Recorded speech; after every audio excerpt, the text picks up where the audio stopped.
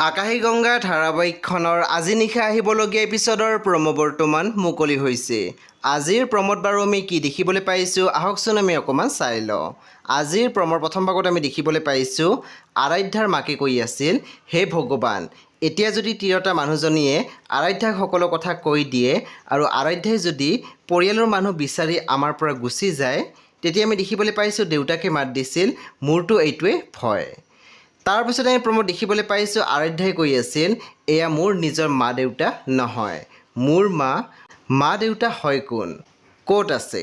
সেই বন্ধু বান্ধৱীসকল আজি নিশা 9:30 বজাত ৰং টিভিত আহিবলগীয়া আকাশীগংগা ধাৰাবাহিকখন খুবেই বেছি ইণ্টাৰেষ্টিং হ'বলৈ গৈ আছে। সেয়ে আপোনালোকে চাবলৈ একেবাৰে নাপাহৰিব।